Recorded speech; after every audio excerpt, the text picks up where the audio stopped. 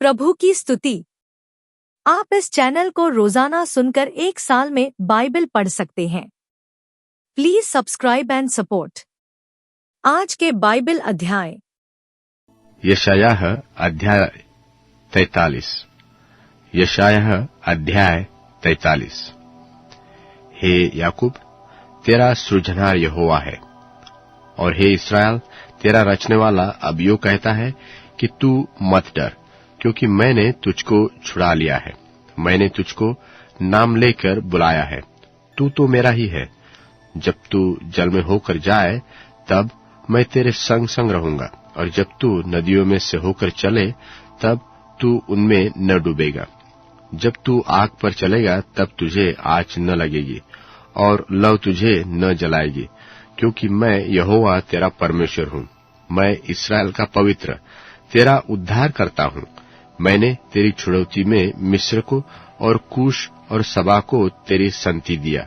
तू जो मेरी दृष्टि में अनमोल और प्रतिष्ठित ठहरा, और मैं जो तुझसे प्रेम रखता हूँ, इस कारण मैं तेरी संति मनुष्य को और तेरे प्राण के पलटे में राज्य राज्य के लोगों को दे दूंगा।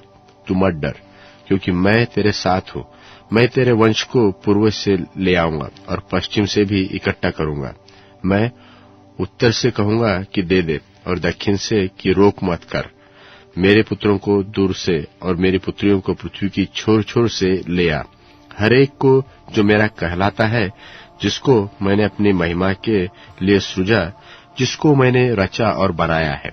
आंख रखते हुए अंधों को और कान रखते हुए बहरों को निकाल ले आओ। जाति जाति के लोग इकट्ठे किए जाए, और राज्य राज्य के लोग इकट्ठे हो जाए। उनमें से कौन यह बात बता सकता, वह बीती हुई बातें हमको सुना सकता है? वे अपने साक्षी ले आए, जिससे वे सच्चे ठहरे। वे सुन ले और कहे, हाँ, सत्य वचन है। यहोवा की वाणी है कि तुम मेरे साक्षी हो और मेरे दास हो, जिसको मैंने इसलिए चुना है कि तुम समझकर मेरी प्रतीति करो, और यह जान लो कि मैं ही हूँ। मुझसे पहले कोई परमेश्वर न हुआ, और न मेरे बाद भी कोई होगा। मैं ही यहोवा हूँ, और मुझे छोड़कर कोई उद्धार करता नहीं। मैं ही ने समाचार दिया, और मैंने उद्धार कर दिया, और मैं ही ने वर्णन भी किया, जब तुम्हारे बीच में कोई पराया देवता न था। इसलिए यहोवा की यह वाणी है कि तुम मेरे साक्षी हो कि मैं ही परमेश्वर हूँ। आज से मैं ही हूँ, और मेरे हाथ से कोई छुड़ा न सकेगा। जब मैं काम करना चाहूं, तब कौन मुझे रोक सकेगा?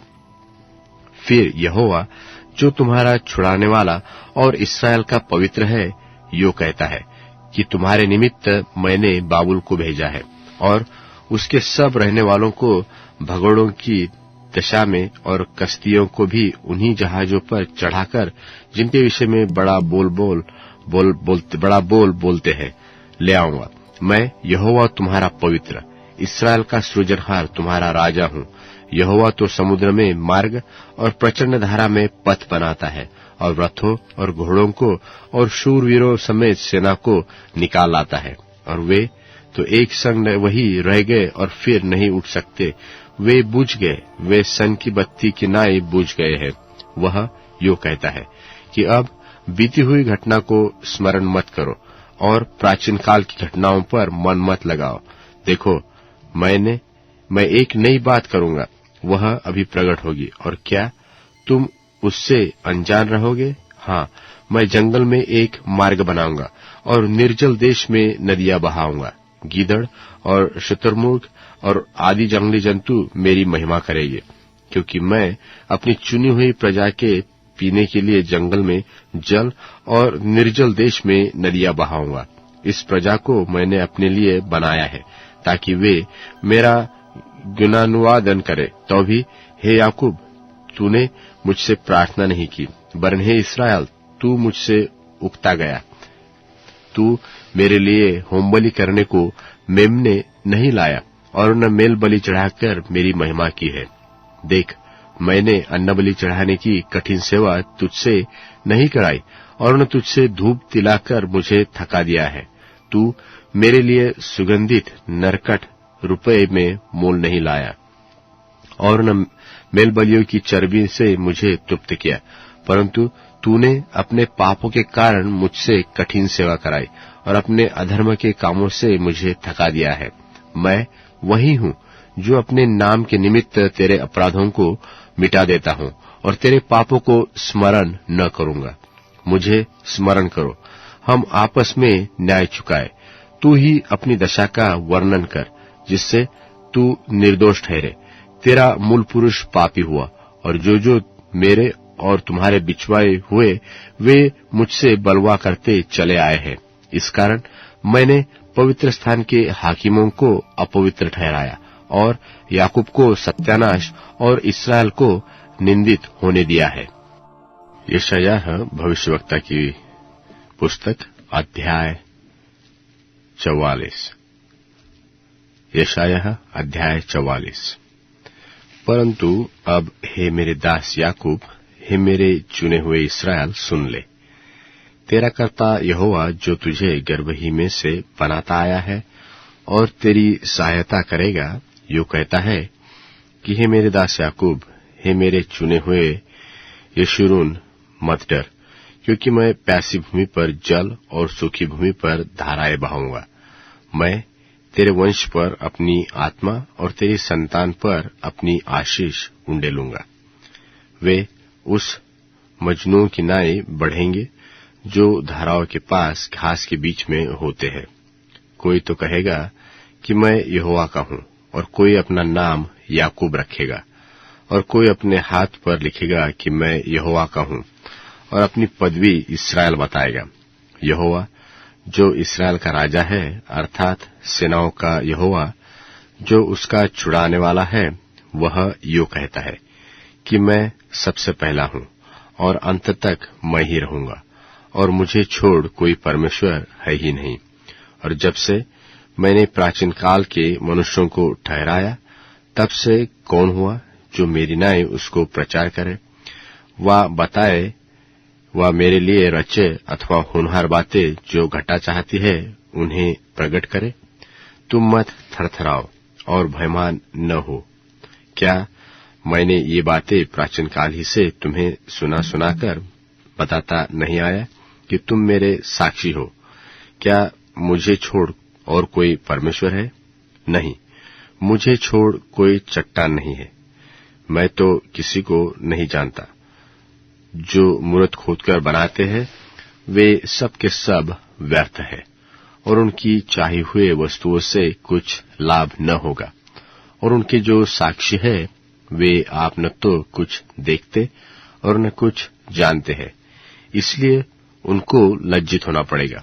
किसने देवता व निष्फल मूरत ढाली है? देख, उसके सब संगियों को तो लज्जित होना पड़ेगा। और कारीगर जो है वह मनुष्य ही है। वे सब के सब इकट्ठे होकर खड़े हो, वे डर जाएंगे और सब के सब लज्जित होंगे। लोहार एक बसूला लेकर मूरत को अंगारों में बनाता है और हथौड़े से गड़गड़ कर तैयार करता है। वह उसको भुजबल से बनाता है, फिर वह भूखा हो जाता है और उसका बल घटता है। वह पानी नहीं पीता और थक जाता है। बढ़ई सूत लगाकर टांकी से रेखा करता है और दंदनी से काम करता है और प्रकार से रेखा खींचता है, और उसका आकार और सुंदरता मनुष्य की सी बनाता है, ताकि लोग उसे घर में रखे। कोई देवदार को काटता व वन के वृक्षों में से जाति जाति के बांज वृक्ष चुनकर सेवता है, और वह एक तूस का वृक्ष लगाता है जो वर्ष का जल पाकर बढ़ता है। तब वह मनुष्य के ईंधन के काम में आता है। वह उसमें से कुछ सुलगाकर तापता है, फिर उसको जलाकर रोटी बनाता है। फिर वह देवता भी बनाकर उसको दंडवत करता है। वह मूरत खुदवाकर उसके सामने प्रणाम करता है। उसका एक भाग तो वह आग में जलाता है और दूसरे भाग से मांस पकाकर खाता है, और वह मांस भूनकर तृप्त होता। फिर तापकर कहता है, वाह, मैं गर्म हो गया, मैंने आग देखी है। और उसके बचे हुए भाग को लेकर वह एक देवता अर्थात एक मूरत खोदकर बनाता है। तब वह उसके सामने प्रणाम और दंडवत करता और उसे प्रार्थना करके कहता है, मुझे बचा ले क्योंकि तू मेरा देवता है। वे कुछ नहीं जानते और न कुछ समझ सकते हैं, क्योंकि उनके आंखें ऐसी मुंदी गई है कि वे देख नहीं सकते और उनका हृदय ऐसा हुआ है कि वे बूझ नहीं सकते। और कोई इस बात की ओर मन नहीं लगाता और न किसी को इतना ज्ञान व समझ रहती कि वह कह सके कि उसका एक भाग तो मैंने जला दिया और उसके कोयले पर रोटी बनाई और मांस भून कर खाया है। फिर क्या मैं उसके बचे हुए भाग को घिनौनी वस्तु बनाऊंगा? क्या मैं काठ को प्रणाम करूं? वह तो राख खाता है। वह भरमाए हुए मन से भटका हुआ है और वह न तो अपने आप को बचा सकता है और न कह सकता है कि क्या मेरे दाहिने हाथ में मिथ्या नहीं? हे याकूब, हे इस्राएल, इन बातों को स्मरण रख, क्योंकि तू मेरा दास है। मैंने तुझे रचा है, तू मेरा दास है। हे इस्राएल, मैं तुझको न बिसराऊंगा। मैंने तेरे अपराधों को काली घटा के समान और तेरे पापों को बादल के समान मिटा दिया है। मेरी ओर फिर लौटा, क्योंकि मैंने तुझे छुड़ा लिया है। हे आकाश, ऊंचे स्वर से गा, क्योंकि यहोवा ने यह काम किया है। हे पृथ्वी के गहरे स्थानों, जय जयकार करो। हे पहाड़ों, हे वन के सब वृक्षों, गला खोलकर ऊंचे स्वर से गाओ, क्योंकि यहोवा ने याकूब को छुड़ा लिया है और इस्राएल के द्वारा अपनी महिमा प्रकट करेगा। यहोवा, जिसने तुझे छुड़ा लिया और तुझे गर्भ ही से बनाता आया है, यो कहता है कि मैं यहोवा ही सब काम का पूरा करने वाला हूँ। मैं ही अकेला आकाश का तानने वाला और पृथ्वी को अपनी शक्ति से फैलाने वाला हूँ। मैं झूठे लोगों के कहे हुए चिन्हों को व्यर्थ कर देता और भावी कहने वालों को बावला कर देता हूँ और बुद्धिमानों को पीछे हटा देता हूँ और उनकी पंडिताई को मूर्खता बनाता हूँ और अपने दास के वचन को पूरा करता और अपने दूतों की युक्ति को सफल करता हूँ। मैं यरूशलेम के विषय कहता हूँ कि वह फिर बसाई जाएगी और यहूदा के नगरों के विषय कि वे फिर बसाए जाएंगे और मैं उनके खंडहरों को सुधारूंगा। मैं गहरे जल से कहता हूँ कि तू सूख जा और मैं तेरी नदियों को सुखा दूंगा। मैं कुस्रू के विषय में कहूंगा कि वह मेरा ठहरा हुआ चरवाहा है और मेरी इच्छा पूरी करेगा। और यरूशलेम के विषय कहता हूँ कि वह बसाई जाएगी और मंदिर की नींव डाली जाएगी। कुरिन्थियों के नाम पौलुस प्रेरित की दूसरी पत्री 13वां अध्याय। अब तीसरी बार तुम्हारे पास आता हूँ। 2 या 3 गवाहों के मुंह से हर एक बात ठहराई जाएगी। जैसे मैं जब दूसरी बार तुम्हारे साथ था, सो वैसे ही अब दूर रहते हुए उन लोगों से जिन्होंने पहले पाप किया और सब लोगों से अब पहले से कहे देता हूँ कि यदि मैं फिर आऊंगा तो नहीं छोड़ूंगा। तुम तो इसका प्रमाण जानते हो कि मसीह मुझ में बोलता है, जो तुम्हारे लिए निर्बल नहीं परंतु तुम में सामर्थी है। वह निर्बलता के कारण क्रूस पर चढ़ाया तो गया, तो भी परमेश्वर की सामर्थ से जीवित है। हम भी तो उसमें निर्बल हैं, परंतु परमेश्वर की सामर्थ से जो तुम्हारे लिए है उसके साथ जिएंगे। अपने आप को परखो कि विश्वास में हो कि नहीं। अपने आप को जांचो, क्या तुम अपने विषय में यह नहीं जानते कि यीशु मसीह तुम में है? नहीं तो तुम निकम्मे निकले हो। पर मेरी आशा है कि तुम जान लोगे कि हम निकम्मे नहीं। और हम अपने परमेश्वर से यह प्रार्थना करते हैं कि तुम कोई बुराई न करो, इसलिए नहीं कि हम खरे देख पड़ें, पर इसलिए कि तुम भलाई करो, चाहे हम निकम्मे ही ठहरें। क्योंकि हम सत्य के विरोध में कुछ नहीं कर सकते, पर सत्य के लिए कर सकते हैं। जब हम निर्बल हैं और तुम बलवंत हो, तो हम आनंदित होते हैं और यह प्रार्थना भी करते हैं कि तुम सिद्ध हो जाओ। इस कारण मैं तुम्हारे पीठ पीछे ये बातें लिखता हूँ कि उपस्थित होकर मुझे उस अधिकार के अनुसार जिसे प्रभु ने बिगाड़ने के लिए नहीं पर बनाने के लिए मुझे दिया है, कड़ाई से कुछ करना न पड़े। निदान हे भाइयों, आनंदित रहो, सिद्ध बनते जाओ, ढाढ़स रखो, एक ही मन रखो, मेल से रहो और प्रेम और शांति का दाता परमेश्वर तुम्हारे साथ होगा। एक दूसरे को पवित्र चुंबन से नमस्कार करो। सब पवित्र लोग तुम्हें नमस्कार करते हैं। प्रभु यीशु मसीह का अनुग्रह और परमेश्वर का प्रेम और पवित्र आत्मा की सहभागिता तुम सबके साथ होती रहे। भजन संहिता अध्याय 81। भजन संहिता अध्याय 81। परमेश्वर जो हमारा बल है उसका गीत आनंद से गाओ। याकूब के परमेश्वर का जय जयकार करो। भजन उठाओ, डफ और मधुर बजने वाली वीणा और सारंगी को ले आओ। नए चांद के दिन और पूर्णमासी को हमारे पर्व के दिन नरसिंगा फूको, क्योंकि यह इस्राएल के लिए विधि और याकूब के परमेश्वर का ठहराया हुआ नियम है। इसको उसने यूसुफ में चितौनी की रीति पर उस समय चलाया जब वह मिस्र देश के विरुद्ध चला। वहां मैंने एक अनजानी भाषा सुनी। मैंने उनके कंधों पर से बोझ को उतार दिया। उनका टोकरी टोना छूट गया। तूने संकट में पड़कर पुकारा, तब मैंने तुझे छुड़ाया। बादल गरजने के गुप्त स्थान में से मैंने तेरी सुनी और मरीबा नाम सोते के पास तेरी परीक्षा की। हे मेरी प्रजा सुन, मैं तुझे चिता देता हूँ।